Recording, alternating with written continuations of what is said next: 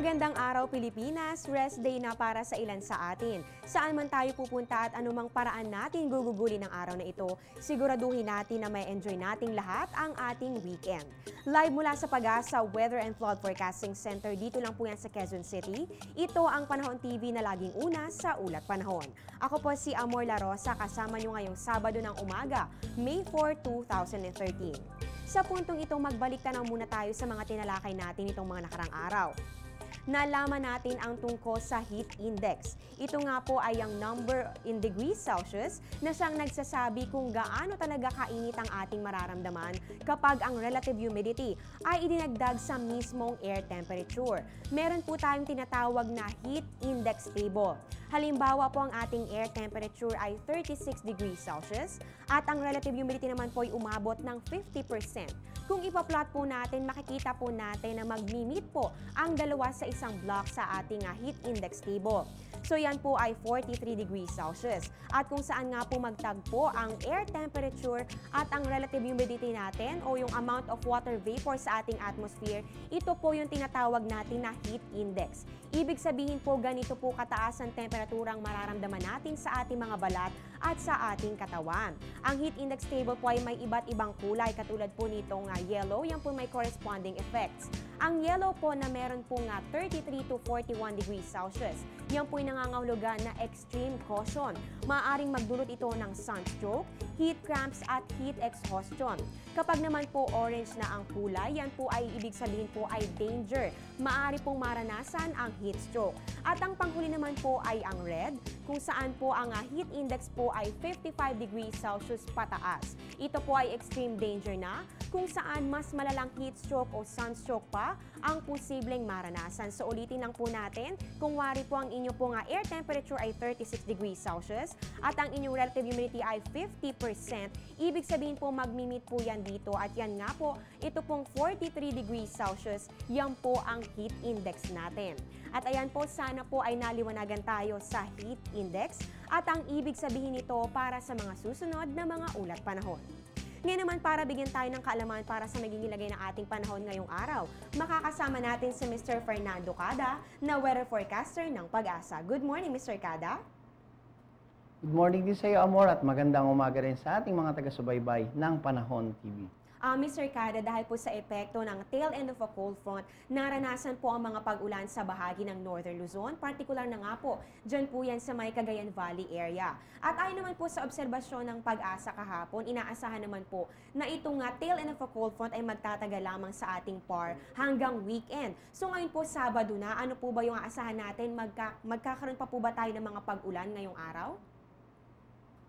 Para sa ating mga kababayan na nakatira dito sa may bahagi ng Northern Luzon, makikita natin dito sa satellite picture natin na halos may mga kaulapan pa. Ibig sabihin, ito po yung tinatawag nating buntot ng cold front at yun pa rin ang magbibigay ng mga mahihinang mga pag-ulan dun po sa may bahagi ng Northern Luzon.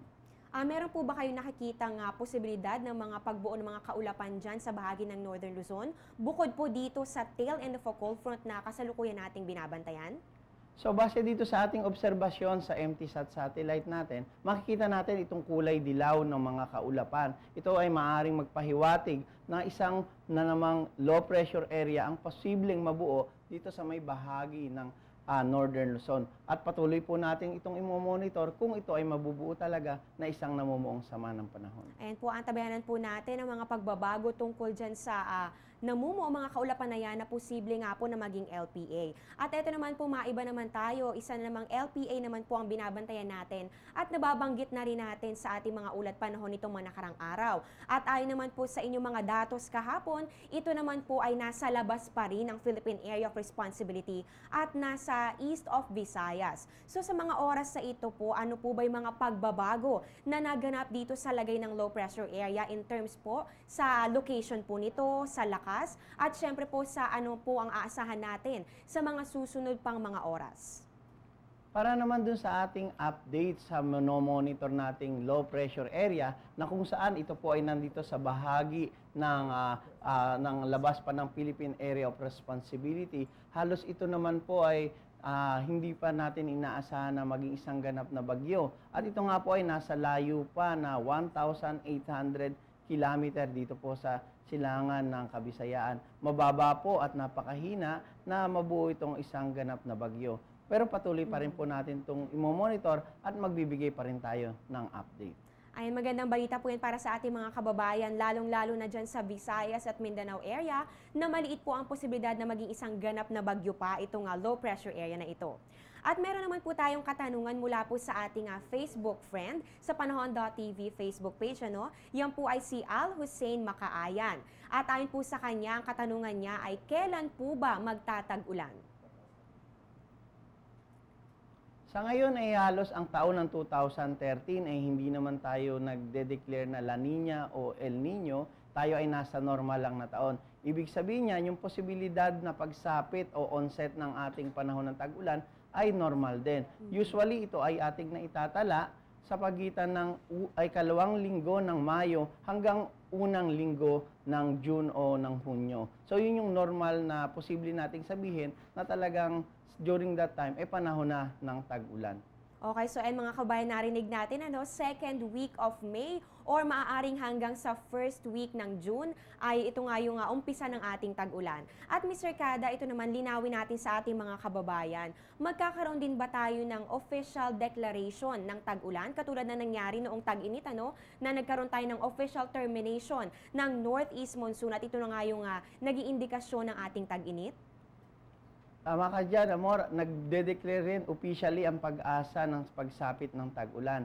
Ito ay yung official onset ng rainy season na coincides din o kasabay ng sapit ng panahon ng habagat o ng southwest monsoon. Yung impormasyon na yun ay binibigay natin lalong-lalo na dun sa ating mga magsasaka dahil kailangan nilang talagang malaman kung kailan ba talaga ang sapit ng pag-ulan upang sa ganun makapagsimula na sila ng kanilang mga pagtatanim. At since nabanggit nyo na nga na kayo ay magkakaroon din ng declaration nitong ating tag-ulan na panahon sa Pilipinas, ano-ano po ba yung mga factors na tinitingnan muna ng pag-asa bago kayo magdeklara ng opisyal na tag-ulan nating panahon?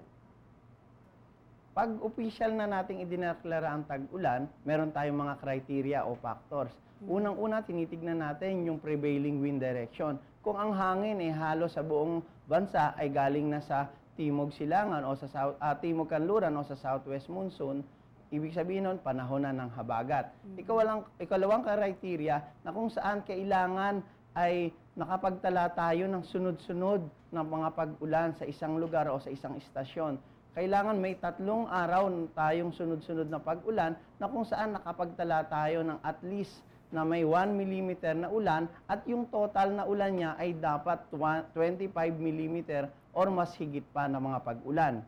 At yung mga istasyon na ating inoobserbahan o kailangan tignan o i-monitor ay yung mga istasyon natin dito sa may kanlurang bahagi ng ating bansa, katulad ng sa may Ibas Zambales, sa Dagupan, sa Lawag, at gayon din sa Ilocos, kasama na ang Metro Manila. Kung sa mga istasyon na minomonitor natin ay halos 8 o 10 at yung criteria ng mga nabanggit ay halos yung 5 istasyon o lugar ay nagsatisfy na, officially na natin at sasabihin na natin na panahon na talaga ng tag-ulan. Okay, and maraming salamat po Mr. Fernando Cada sa inyong binahagi impormasyon at dagdag kaalaman na rin tungkol sa ating panahon. Yes, yun nga yung mga nasabi nating mga criteria sa pagsapit ng onset ng rainy season o panahon ng tag-ulan. Okay, yan po, natunghayan po natin si Mr. Fernando Cada na weather forecaster ng Pag-asa. Ngayon naman po, dumako na tayo sa sunrise at sa sunset. Sisikat po ang araw mamayang 5:31 a.m. at lulubog naman ito 6:13 p.m. Ang moonrise po natin ay 1:15 a.m., moonset 1:26 p.m., illumination 34%. Para po sa ating face of the moon, magkakaroon po tayo ng new moon sa May 10, yan po ay 8:28 a.m. Para naman sa ating high tide along Manila Bay, yan po ay sa ganap na 4:52 p.m., yan po ay 0.82 meters at ang low tide ay 12:13 a.m., yan po ay 0 meters. Magbabalik po ang Panahon TV pagkatapos ng ilang mga paalala.